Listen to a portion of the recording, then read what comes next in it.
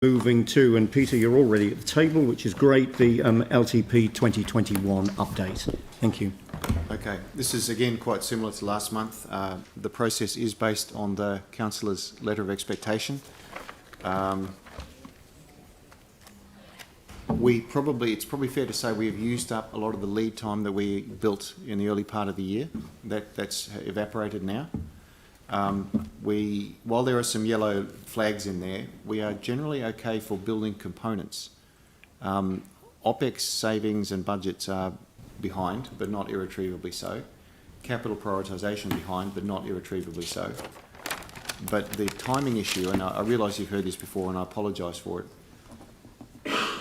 it isn't that hard to build the components, but aligning them takes time. So FS and the financial and infrastructure strategies actually talking to each other properly will take some time. The IS talking to asset plans, the savings decisions talking to levels of service changes. Those things take time, and we're probably only just on time, and that's about all.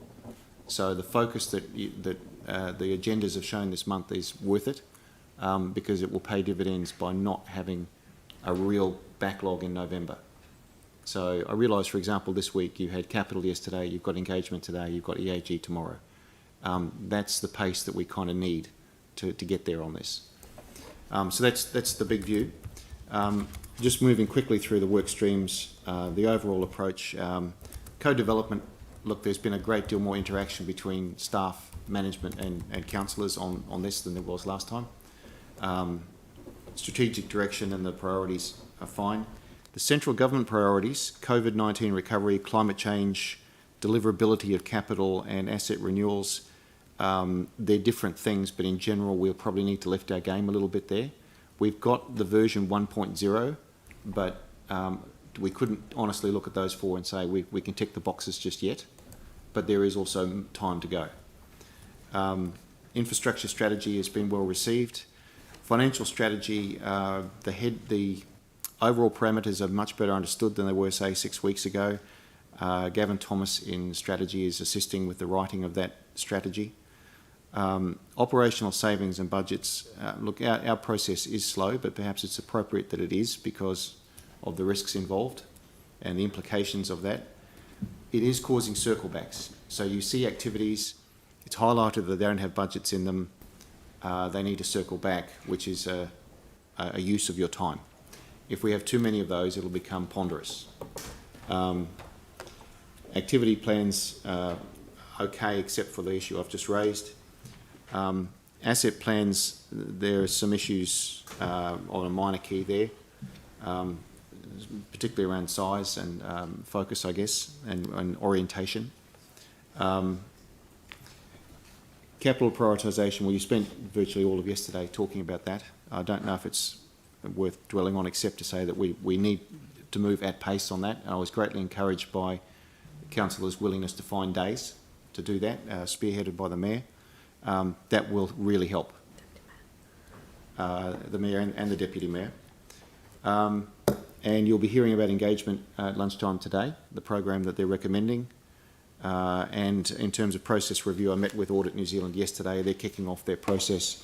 Staff have completed the self-assessment health check, which will be coming to you as well in the next 2 to 3 weeks. So that's a quick overview of where we're at. We're generally there, but if we can go hard in October, it will make November and early December much more agile. All right, Peter, thanks very much indeed for that introduction, and thanks for the report. And I think the matters that you've highlighted show the value and the importance of us bringing this report to the committee on a monthly basis so that we can maintain the required degree of oversight of this absolutely key piece of work. I'm certainly very keen to focus on the work programme between now and the end of the calendar year, the time that we've got in diaries, the opportunity to make the best use of that time we can and to ensure we've got sufficient time to do the work as planned and to recover those items which have either fallen slightly behind or are borderline. I'm confident that we can do that. And as you quite rightly say, as long as we continue to work at pace in October and probably into November, we can have everything on target by the time that anybody thinks about going on Christmas holidays. So it certainly is recoverable, but the value in the report that we've got in front of us really is the ability to highlight exactly the issues that we're talking about at the moment. And I think the important thing is we are not taking an optimistic view. We continue to be realistic. Hence, we know we've done a lot of work on OPEX, but we're keeping it at red until we can get to the point where we know we've got the quantum. And once that gets there, then that changes. We won't change that light until we're at that point. Yep, and we've got a pathway to get there. We just need to run through those sessions and provide that guidance. Sam. Thanks very much, Peter. So just in terms of the operational savings and activity budgets, which are flagged red, obviously we had the deadline of Monday for those. Has that been delivered? Like, when will we see those? So I think it's important. I think it's closer to die. Because we built the 15 million. So the aim was to have group and unit budgets and then activity budgets to follow, Yes. with some of the savings that are more intricate to follow after. So the group budgets have been circulated. They went out on Monday. The activity budgets, I saw the first cut this morning. I just need to check that the GMs are happy with them, and the rest of the savings we're working through. We need to agree a date to bring them back, but they are to go to ELT on Monday. Okay.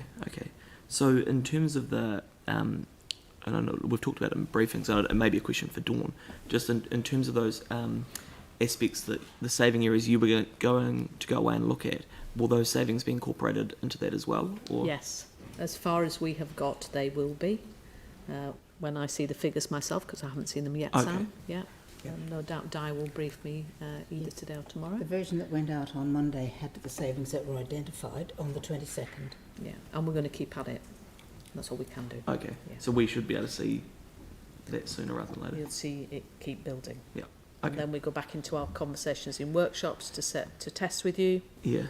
and see what that Well, I looks guess like. that's probably where I'm just trying to understand the process. So, like, we've obviously had a first cut as a council of some savings, but we haven't. I mean, there's still a very large amount that we need to make decisions on. Correct. So I'm just wondering how that timeline works in terms of us making more decisions on operational savings. Obviously you making not decisions, guidance. Sorry, guidance.